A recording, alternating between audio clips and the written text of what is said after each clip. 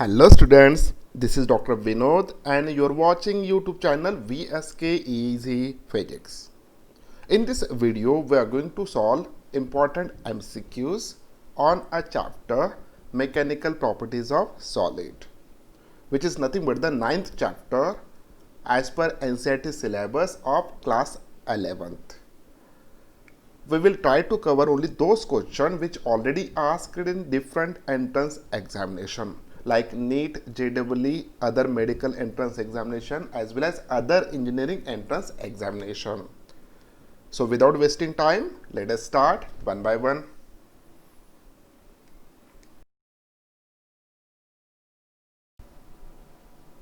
First question, which one of the following quantity does not have the unit of force per unit area? Okay तो इसमें से कौन सी ऐसी quantity है जिसका unit force per unit area नहीं है? ओके तो हम यहाँ पे डिस्कस करते हैं first one, stress. What is the stress? It is nothing but the total internal restoring force per unit area. Okay according to definition of stress, it is nothing but the internal restoring force per unit area. So यहाँ पे इसका जो भी unit होगा that unit is nothing but the force per unit area होगा. Okay force per unit area होना चाहिए. Okay what is the strain? Strain is nothing but the change in dimension upon original dimension. So यहाँ पे strain जो भी होता है ये change in dimension upon original dimension है. तो स्ट्रेन का यूनिट कुछ नहीं होता है. This one is a unitless quantity. Okay तो इसका आंसर 100% स्ट्रेन होना चाहिए क्योंकि this strain is nothing but the unitless quantity. It is a dimensionless quantity also. Okay इसको यूनिट भी नहीं होता और डायमेंशन भी नहीं होता है. जब हम बात करेंगे यंग्स मॉडुलस ऑफ इलास्टिसिटी की, तो according to definition of Young's modulus of elasticity, it is nothing but the longitudinal stress upon longitudinal strain. Okay फिर स्ट्रेस अपॉन स्ट्रेन होगा तो स्ट्रेस का यूनिट है force per unit area upon unitless quantity है. तो इसका unit क्या होना चाहिए? इसका यूनिट होना चाहिए force per unit area. Okay the last one is nothing but the pressure. Pressure क्या होता है? It is nothing but the applied force. Normally जो भी हम फोर्स अप्लाई करते हैं एक सरफेस के ऊपर, तो applied force, normally applied force per unit area. So इसका भी यूनिट होगा force per unit area. Okay तो इस क्वेश्चन का तो आंसर हमें मिल गया. It is nothing but the strain. अब मैं आपको एक कंसेप्ट यहाँ पे पूछना चाहता हूँ. What is the difference between stress and pressure? क्या दोनों सेम क्वांटिटीज है? क्या दोनों डिफरेंट क्वांटिटीज है? तो इसका आंसर ऐसा है कि प्रेशर जो भी होता है, इस प्रेशर में जो भी हम फोर्स यूज कर रहे हैं, ये फोर्स उस एरिया के ऊपर ओके नॉर्मली एक्ट होता है. It is always normal force acting here. So in case of stress, जो भी फोर्स अप्लाई हो रहा है यहाँ पे, this force may be act normally और may be act tangentially. For example, अगर मैं यहाँ पे कोई ऑब्जेक्ट कंसिडर कर रहा हूँ, ये एक एरिया कंसिडर कर रहा हूँ like this one. Let us imagine that this is a some surface. Okay अब इस सरफेस के ऊपर अगर मैं इस डायरेक्शन से फोर्स अप्लाई करता हूँ, ओके अगर इस डायरेक्शन में मैं फोर्स अप्लाई कर रहा हूँ इस डायरेक्शन से, तो ये जो भी फोर्स एक्ट हो रहा है इस सरफेस के ऊपर, ये हो रहा है tangential force. Okay it is acting along the tangent. अगर मैं वही फोर्स अगर इस डायरेक्शन में एक्ट करवाता हूँ, तो this force it is acting normally, क्योंकि इस सरफेस को ये फोर्स कैसे एक्ट हो रहा है? परपेंडिकुलर. तो किसी भी सरफेस के ऊपर दो टाइप के फोर्स हम अप्लाई कर सकते हैं. एक है नॉर्मल फोर्स और दूसरा है टेंजेंशियल फोर्स. सो अगर ये मैटर नहीं करता कि फोर्स कैसे एक्ट हो रहा है, whether it is acting normally और टेंजेंशियली, तो अगर हम एक फिजिकल क्वांटिटी डिफाइन करना है that force per unit area, तो वो होगा स्ट्रेस. उसको क्या हम क्या बोलेंगे? स्ट्रेस. लेकिन अगर जब हम प्रेशर की बात करते हैं, तो उस प्रेशर का जो भी डेफिनेशन होता है अकॉर्डिंग टू दैट वन, जो भी फोर्स हम अप्लाई कर रहे हैं that force is always acted normally. Okay not a tangentially. वो फोर्स कैसा एक्ट होना चाहिए? नॉर्मल फोर्स एक्ट होना चाहिए टू दैट सरफेस. सो जब भी नॉर्मल फोर्स होता है तो उस वक्त फोर्स पर यूनिट एरिया हम क्या बोलेंगे? प्रेशर बोलेंगे. सो ये डिफरेंस है प्रेशर और स्ट्रेस में. ये हमेशा आपको याद रखना है. Next one, the diameter of a brass rod is 4 millimeter and Young's modulus of brass is 9 into 10 to the power 10 Newton per meter square. The force required to stretch by 0.1% of its length is. Okay, so यहाँ पे हमें find out करना है force कितना लगेगा. Okay, उसको stretch करने के लिए 0.1% of its length. So यहाँ पे let us imagine that the original length it is equals to 100. Original length कितना लेना है हमें 100. तो अब इलोंगेशन कितना प्रोड्यूस करना है. अगर ओरिजिनल लेंथ 100 है तो इलोंगेशन होगा 0.1. ओके, सो ये भी मीटर में आएगा, ये भी मीटर में आएगा. So small l upon capital L, इनका जो भी रेशियो होगा वो आएगा 0.1%. ओके, तो इसके बेसिस पे हमें कैपिटल L की वैल्यू हम ले सकते हैं, स्मॉल l की वैल्यू उसके रिस्पेक्ट में हम ले सकते हैं. तो कैपिटल L हम इजी होने के लिए 100 मीटर कंसिडर करेंगे. तो यहाँ पे small l that is elongation कितना होना चाहिए 0.1 मीटर. ओके, उसके बाद यहाँ पे दिया है यंग्स मॉड्यूलस. यंग्स मॉड्यूलस की वैल्यू है 9 into 10 to the power 10. Okay, newton per metre square.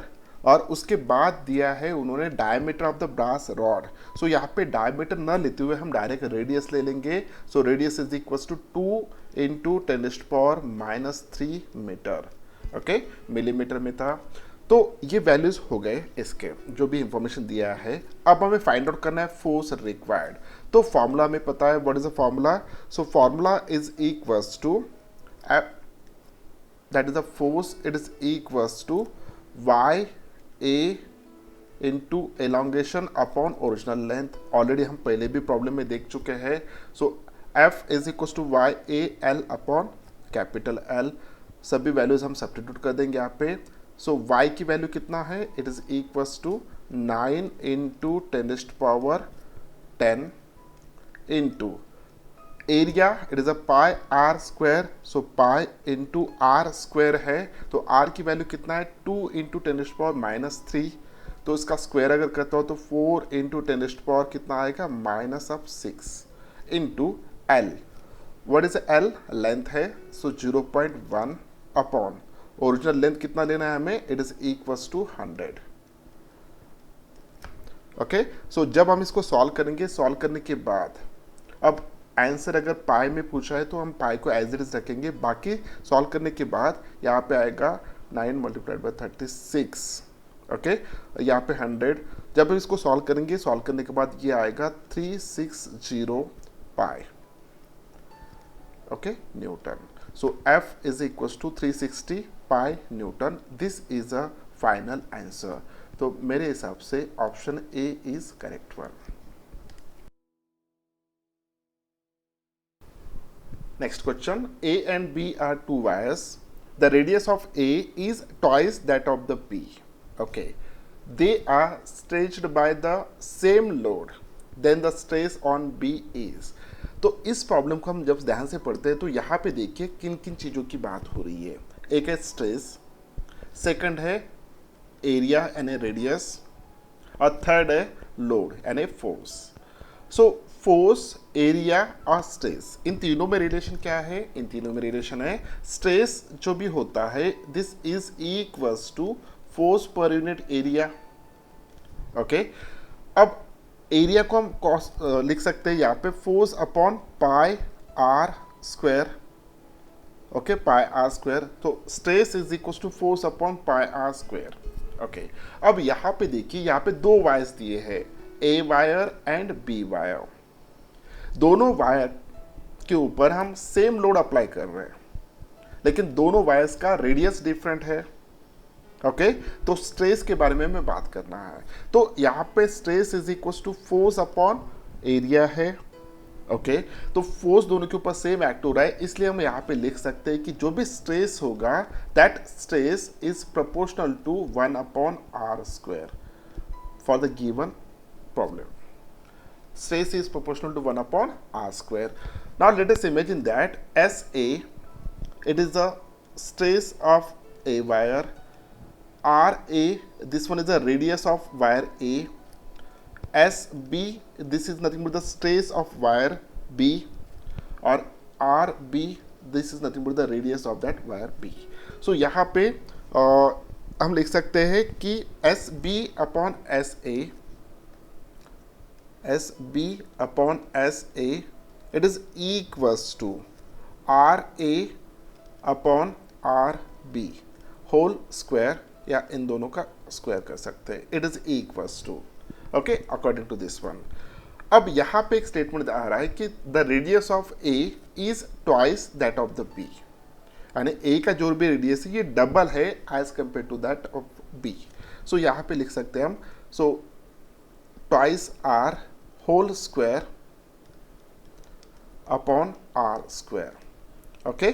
जब इसको सॉल्व करेंगे ये होगा 4, तो S B upon S A is equals to 4, so therefore this implies that S B it is equals to 4 times of S A. तो ये होगा आपका आंसर। तो it is should be equals to stress in a wire B should be equals to the 4 times of that of the stress in a wire A. So 4 times, the option B is correct one. Next question. A wire is loaded by 6 kg at its one end.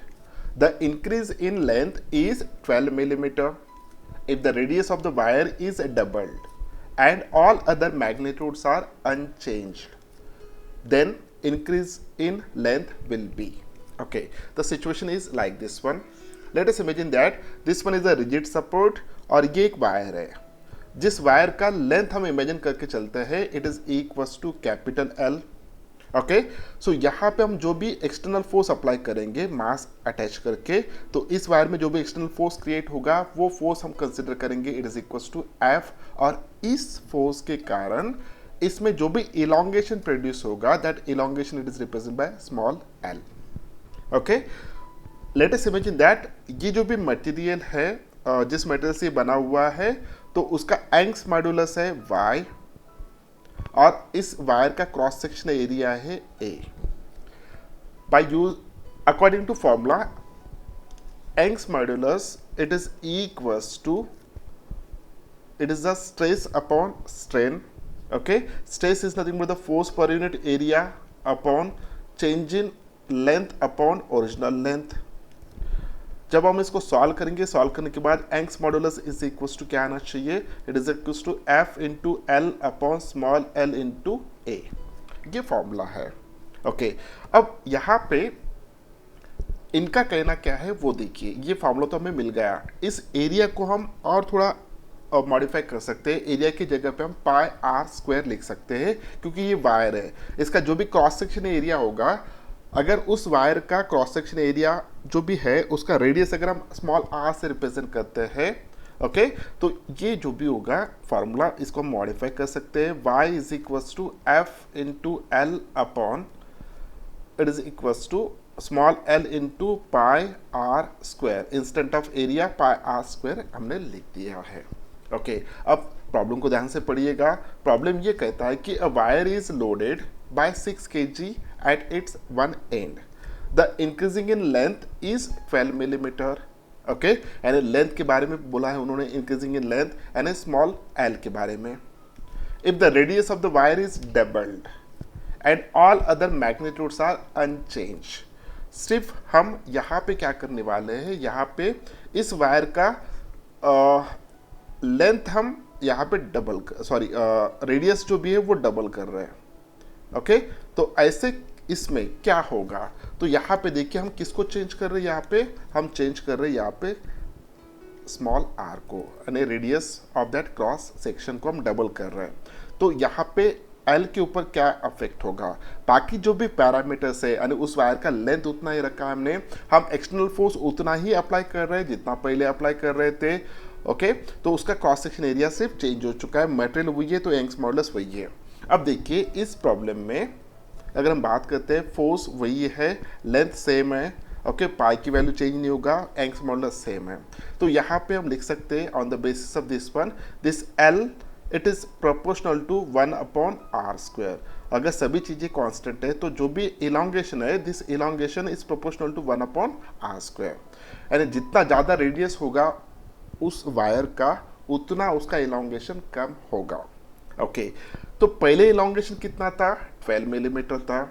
अब अगर आपने radius double कर दिया, तो radius अगर double करते हो तो इस फॉर्मूले की बेसिस पे थोड़ा देखिए, रेडियस अगर डबल करते हो तो लेंथ कितने, इलोंगेशन कितने टाइम्स कम होगा, तो इसका आंसर है 1/4 टाइम्स कम होना चाहिए। सो पहले कितना था, 12 मिलीमीटर मल्टीप्लाइड बाय 1/4 होगा, क्योंकि रेडियस जब डबल कर रहे हो तो 2r² 2 into r square. Okay, so 2 square की वैल्यू होगा 1/4। तो लेंथ कितने से कम होना चाहिए, अब इलोंगेशन 1/4 से कम होना चाहिए।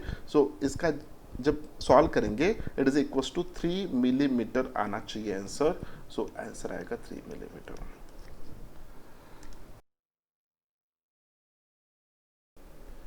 Next question, on increasing the length by 0.5 millimeter in a steel wire of length 2 meter and area of cross section 2 millimeter square, the force required is, okay, we have to find out the force required. Okay. What is given, Young's modulus is given, which is equals to 2.2 into 10 to the power 11 newton per metre square. Okay, तो सबसे पहले हम लिख लेते हैं कि exactly क्या क्या दिया है। तो सबसे पहले दिया है उन्होंने Young's modulus of that steel which is equals to 2.2 into 10 to the power 11 newton per metre square. Okay, उसके बाद उन्होंने दिया है कि लेंथ कितने से इंक्रीज हो रहा है, elongation, which is equals to 0.5 millimetre. Okay, तो small L which is given which is equal to 0.5 millimetre, तो इसको हम लिख सकते हैं 0.5 इंटू 10 पावर -3, ओके, मीटर, क्योंकि ऐसा यूनिट में हमें चाहिए तो इसको मैंने कन्वर्ट कर लिया 0.5 into 10 power -3 metre. The length of that wire it is given which is equals to 2 meter. Okay, capital L which is equals to 2 meter given. Again, cross section area is given which is equals to 2 millimeter square. So area, cross section area, it is equals to 2 millimeter square. So 2 into 10 raised to power -6, okay, meter square. This is nothing but the area. Okay, अब यहाँ पे formula कौन सा use होगा, तो generally Young's modulus का जो भी फार्मूला है, Young's modulus is equals to longitudinal stress upon longitudinal strain. Okay, तो लॉन्जिट्यूडनल स्ट्रेस का फार्मूला क्या है, force per unit area upon change in dimension upon original dimension. Okay, जब हम इसको सॉल्व करेंगे, सॉल्व करने के बाद आएगा F into capital L upon small l into A. So y is equals to F capital L upon small l into A, where A is nothing but the cross section area, small l is nothing but the change in dimension, means elongation. This is the original length, this is the applied force. हमें क्या find out करना है, applied force find out करना है। सो इसके basis पे हम लिख सकते हैं यहाँ पे force is equals to Young's modulus into small L into A upon capital L. Okay, तो सभी वैल्यूज अब सब्स्टिट्यूट कर देंगे हम। y की वैल्यू पता है 2.2 into 10 power 10 power 11, 2.2 into 10 power 11 multiplied by small l which is equal to 0.5 into 10 power -3, 0.5 into 10 power -3 multiplied by area कितना है, it is equal to 2 into 10 power -6, 2 into 10 raised to power -6 divided by, okay, capital L which is equals to 2 meter 2। जब इसको solve करेंगे, solve करने के बाद ये answer आना चाहिए F is equals to, after solving it is equals to 1.1 into 10 raised to power -2 Newton. So this is a required amount of force, okay, to elongate this amount of length of wire. सो यहाँ पे answer कौन सा आना चाहिए, it is equal to, sorry यहाँ पे +2 आएगा, not -2। So solve करने के बाद +2 आएगा यहाँ पे।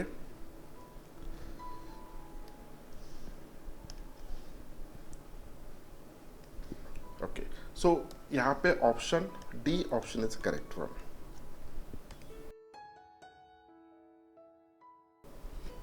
Next question. The area of cross section of a wire of length 1.1 meter is 1 millimeter square. It is loaded with 1 kg. If the Young's modulus of copper is 1.1 into 10 to the power 11 Newton per meter square, then the increasing in length will be. Okay so क्या क्या दिया है सबसे पहले देख लीजिएगा.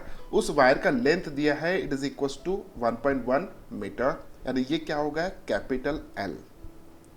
Okay the area of cross section is 1 millimetre square, यानी area of cross section दिया है 1 मिलीमीटर स्क्वायर. सो यहाँ पे हम नोट डाउन कर लेते हैं. So L, capital L, it is given which is equal to 1.1 metre है. ओके उसके बाद एरिया क्रॉस सेक्शन दिया है विच इज इक्वल्स टू कितना है 1 मिलीमीटर स्क्वायर. तो हम यहाँ पे लिख सकते हैं 1 into 10 to the power -6 metre square. Okay it is loaded with 1 kg mass, and इस मास की वैल्यू दिया है which is equals to 1 kilogram. Okay if Young's modulus of copper is, and capital Y दिया है Young's modulus की value which is equals to 1.1 into 10 to the power 11 newton per metre square. Okay so उसके बाद यहाँ पे 11 होना चाहिए, 1.1 into 10 to the power 11 newton per metre square. Okay then increasing in length will be. So हमें find out करना है elongation which is nothing but the small L which is equals to कितना होगा, वो क्वेश्चन मार्क है, हमें find out करना है. Okay so we know formula Young's modulus, it is equals to stress upon strain, longitudinal stress upon longitudinal strain. So stress is nothing but the force per unit area upon elongation upon original length, change in dimension upon original dimension. इसको जब solve करेंगे, solve करने के बाद ये होगा F L upon small L into A. Okay फिर इसको और मॉडिफाई कर सकते हैं, जो भी अप्लाइड फोर्स है उसको हम लिख सकते हैं यहाँ पे m इंटू जी, यानी mass into acceleration due to gravity. This is nothing but the force into L upon L small L into A, small L into A. Okay तो अब small L into A, small L into A. Okay तो अब हमें find out करना है small L. So therefore यहाँ पे formula क्या होगा, फॉर्मूला थोड़ा चेंज करेंगे हम. Small L it is equals to capital M g L upon Y into A. Okay so यहाँ पे सभी वैल्यूज आपको पता है. m की वैल्यू पता है, it is equal to 1 kg. Small g acceleration due to gravity उन्होंने दे दिया है यहाँ पे 10 metre per second square. l it is given 1.1 meter, y is given it is nothing but the 1.1 into 10 to the power 11 newton per metre square, और a cross section area भी दिया है 1 into 10 to the power -6 metre square. सभी values यहाँ पे substitute कर लेते हैं. सो m की वैल्यू कितना है, 1 multiplied by 10 multiplied by 1.1 okay upon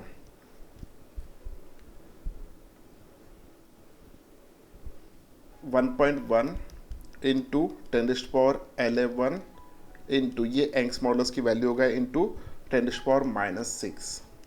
okay so which is equals to जब हम इसको सॉल्व करेंगे, सॉल्व करने के बाद यहाँ पे 1.1 get cancel, 10 to the power 11 है और 10 टू द पावर -6 है, 10 टू द पावर 5 होगा. ओके 5 अगर ऊपर जाता है तो 10 टू द पावर -5, और यहाँ पे ऑलरेडी 10 है. तो जब हम इसको सॉल्व करेंगे, सॉल्व करने के बाद ये वैल्यू आएगा 0.1 into 10 to the power -3 meter. So which is equals to 0.1 millimeter. So this is a answer. तो option C is correct one.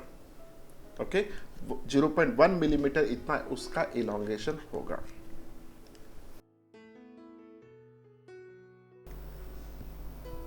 Next one, to double the length of a iron wire having 0.5 centimeter square area of cross section, the required force will be.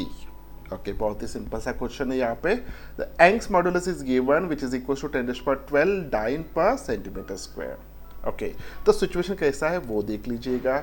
Situation is like this one is a rigid support, okay, और यहाँ पे एक wire हमने suspend किया है जिस wire का length हम कंसिडर करेंगे it is equal to capital L. Okay, अब हमें क्या करना है, इस वायर के ऊपर हमें कुछ एक्सटर्नल फोर्स अप्लाई करना है, हमें लोड अप्लाई करना है। ओके, उस फोर्स के कारण इस वायर का एलोंगेशन होगा।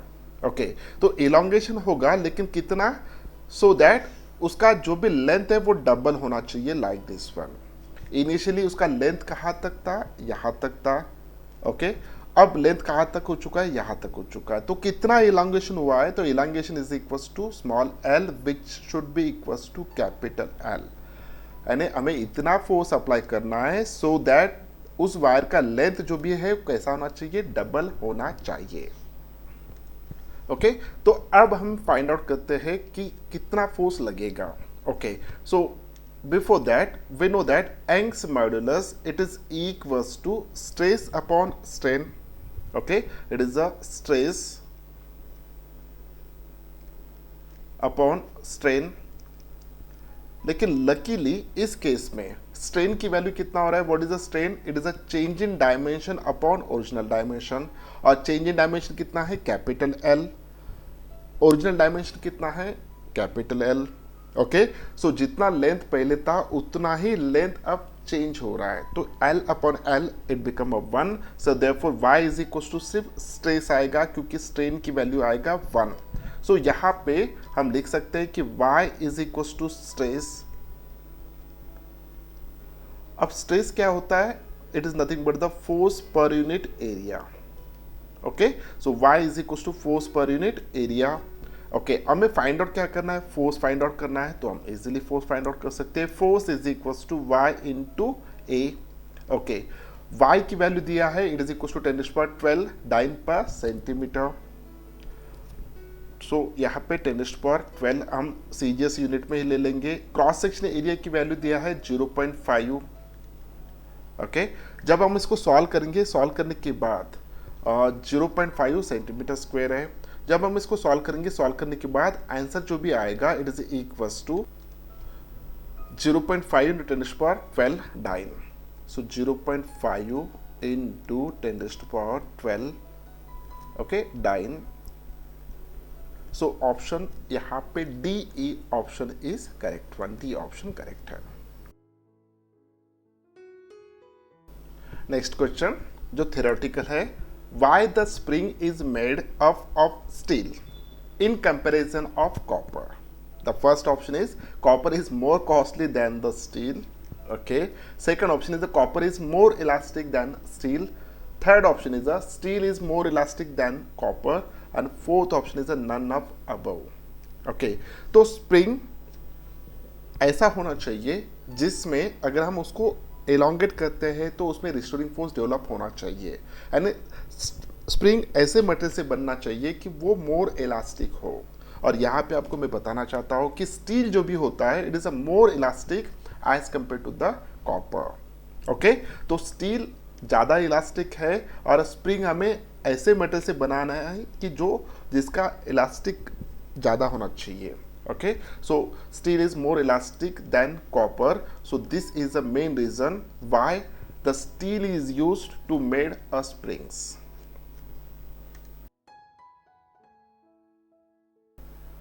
Next question, which one of the following substance possesses the highest elasticity? Okay, तो highest elasticity means उसका Young's modulus की वैल्यू सबसे ज़्यादा होना चाहिए। ओके, सो यहाँ पे हमें फार्मूला पता है, Young's modulus is equals to stress upon strain. Okay, तो स्ट्रेस अगर लेते हो तो force per unit area upon change in length upon original length. जब इसको सॉल्व करेंगे y is equals to f into capital L upon small l into A. Okay, अब यहाँ पे देखिए जब हम फोर्स अप्लाई कर रहे हैं, ओके, इन चारों ऑब्जेक्ट्स के ऊपर हम फोर्स अप्लाई करेंगे, चारों ऑब्जेक्ट का लेंथ सेम लेंगे, चारों ऑब्जेक्ट का क्रॉस सेक्शन एरिया भी हम सेम लेंगे, लेकिन सबसे ज़्यादा इलोंगेशन जिसका होगा उसका Young's मॉडुलस की वैल्यू कम होना चाहिए, और सबसे कम इलोंगेशन जिसका होगा उसका Young's मॉडुलस की वैल्यू सबसे ज़्यादा होना चाहिए। ओके अब इस हिसाब से अगर हम सोचते हैं कि चारों मटेरियल के ऊपर हम सेम फोर्स अप्लाई कर रहे हैं, चारों मटेरियल का क्रॉस सेक्शन एरिया सेम है, चारों मटेरियल का इनिशियल लेंथ सेम है, तो जब हम सेम फोर्स अप्लाई कर रहे हैं तो किसका इलोंगेशन ज़्यादा होगा? तो ऑब्वियसली सबसे ज़्यादा इलोंगेशन होना चाहिए रबर का। ओके सबसे कम इलोंगेशन होगा स्टील का। स्टील का इलोंगेशन कम होगा, इसलिए स्टील का एंग्स मॉडुलस सबसे ज़्यादा होगा। अगर स्टील का एंग्स मॉडुलस सबसे ज़्यादा है, इसका मतलब है ये इलास्टिक प्रॉपर्टी ज़्यादा है, इसका इलास्टिक प्रॉपर्टी हाईएस्ट है। तो option C is correct one. हमेशा याद रखना है आपको, जब हम कंपैरिजन करते हैं यहाँ पे, तो सबसे ज़्यादा इलास्टिक जो भी होता है, इलास्टिक प्रॉपर्टी जो भी होता है वो स्टील का होता है, क्योंकि उसका एंग्स मॉडुलस ज़्यादा है। एंग्स मॉडुलस किसके कारण ज़्यादा है? उसका इलोंगेशन कम है। तो अगर आपको ये किसी ने पूछ लिया कि रिजिड बॉडी का इलास्टिसिटी कितना होता है, तो आंसर है इन्फिनिटी, क्योंकि इन केस ऑफ रिजिड बॉडी आप कितना भी फोर्स अप्लाई कीजिए इलोंगेशन नहीं होता है, इलोंगेशन की वैल्यू जीरो होता है। अगर इलोंगेशन की वैल्यू जीरो है तो उसके लिए एंग्स मॉडुलस की वैल्यू कितना होना चाहिए? इनफाइनाइट होना चाहिए in case of rigid body. Okay तो इसका आंसर जो भी है it is equal to C is correct one. Last question, which of the following affects the elasticity of a substance? First one is nothing but the hammering and annealing. Second one is nothing but the change in temperature. Third one, it is a impurity in the substance. अब जब आप hammering करते हो किसी substance के ऊपर तो उसकी इलास्टिक प्रॉपर्टी जो भी होता है वो अफेक्ट होता है, और उसी तरह अनेलिंग अगर आप करते हो ओके तो उसका भी इफेक्ट उसकी इलास्टिसिटी प्रॉपर्टी के ऊपर होता है। उसका अगर टेम्परेचर चेंज करते हो तो ऑब्वियसली इलास्टिक प्रॉपर्टी चेंज होगा। जब आप उसमें इम्प्योरिटी सब्सटेंस में इम्प्योरिटी ऐड कर रहे हो, कोई अदर एलिमेंट्स ऐड कर रहे हो, तो उसकी वजह से भी इलास्टिक प्रॉपर्टी अफेक्ट होता है। तो यहाँ पे इसका ऑप्शन जो भी है, करेक्ट आंसर जो भी है, that is nothing but the D option is a correct one. यानी सभी के कारण सब्सटेंस का इलास्टिक प्रॉपर्टी चेंज होता है। ओके तो option D is correct one, all of this. तो बच्चों ये था first video on Young's modulus and breaking stress के ऊपर। उम्मीद करता हूँ कि वीडियो आपको अच्छा लगा। अगर वीडियो आपको अच्छा लगा तो इस वीडियो को लाइक कीजिए, अपने दोस्तों के साथ शेयर कीजिए और इस चैनल को सब्सक्राइब कीजिए। Thank you very much, bye bye.